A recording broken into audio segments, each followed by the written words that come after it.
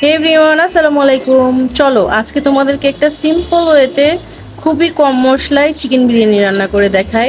যারা চিকেন বিরিয়ানি রান্না করতে পারো না তারাও কিন্তু চাইলে ট্রাই করতে পারো। বাহিরের কোনো মানে বিরিয়ানি মশলা না, কোনো টক দই না, কিচ্ছু না, ঘরের যেসব মশলা থাকে সেসব দিয়েই কিন্তু তোমরা ট্রাই করতে পারো। তো চলো দেখা যাক আমি কিভাবে রান্না করি। Let's go.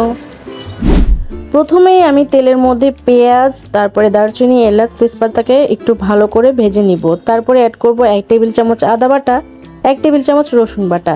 এটাকে একটু কষিয়ে হাফ জয়ফল এবং জয়তি একত্রে আমি বেটে নিয়েছিলাম, 1 চা চামচ হয়েছিল। এটাকে একটু কষিয়ে তারপরে আবার আমি অ্যাড করলাম বাদাম বাটা।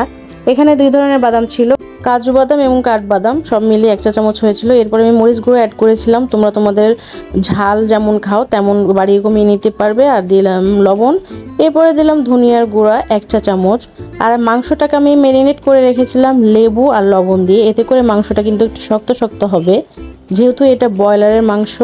আর এখানে মাংস ছিল প্রায় 3 পোয়ার মতো। এরপরে মশলাটা কষিয়ে আমি মাংসগুলোকে দিয়ে দিচ্ছি। এরপরে আস্তে আস্তে সুন্দর করে কষিয়ে অল্প পানি দিয়ে আমি মাংসটাকে সিদ্ধ করে নিব। তারপরে মেডেকে নামিয়ে রাখবো। আর অন্যদিকে আমি পোলাওয়ের চালটাকে ধুয়ে পানি ঝরাতে দিয়েছিলাম। এখানে চাল ছিল হাফ কেজি। এবার চালটাকে ভেজে নিব। এজন্য সব ধরনের গরম মশলা, কিশমিশ আর কাজু বাদাম দিয়ে 1 চা চামচ আদা বাটা, রসুন বাটা দিয়ে তারপরে আমি চালটাকে দিয়ে দিচ্ছি। চালটাকে কিন্তু একটু ভালো করে ভেজে নিতে হবে, তাহলে কিন্তু বিরিয়ানিটা একটু ঝরঝরা হবে। তো আমি এখানে 1 কেজি পানি ইউজ করছি, গরম পানি। তোমরা যতটুকু চাল দিবা তার ডাবল পরিমাণে পানি দিবা, গরম। কাঁচাও দিতে পারো, তবে একটু বেশি দিতে হবে সেক্ষেত্রে। এরপরে দিয়ে দিলাম কাঁচামরিচ আর লবণ দিয়ে দিলাম। চালটা অর্ধেক সিদ্ধ হয়ে গেলে তারপরে আমি এই মাংসগুলো অ্যাড করে দিব। এরপরে আস্তে জাল দিয়ে সুন্দর করে রান্না করে নিব। আর ভালো করে কিন্তু মিশাতে হবে মাংসটা চালের সাথে।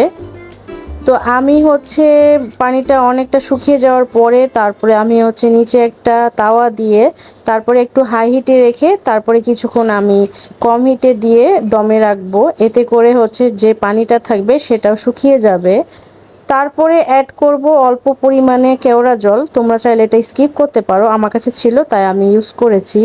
তারপরে দিচ্ছি ঘি। ঘি না দিলে তো হবেই না, আর ঘিয়ের ফ্লেভার কিন্তু আমার অনেক ভালো লাগে, ঘি খেতেও কিন্তু খুব ভালো লাগে। সর্বশেষ অ্যাড করব আমি পেঁয়াজের বেরেস্তা। তারপরেই আমার চিকেন বিরিয়ানি রেডি হয়ে যাবে, একদম সিম্পল ঘরোয়া মশলা দিয়ে। তো এই যে ফাইনাল লুক, খেতে কিন্তু অসম্ভব মজা হয়েছিল। একটা আলু দিলে মনে হয় খুব ভালোই লাগতো, যেহেতু বিরিয়ানির আলু ভালোই লাগে। তোমরা অবশ্যই বাসায় ট্রাই করে জানিও কেমন হয়েছে। সবাইকে অনেক ধন্যবাদ। আল্লাহ হাফেজ।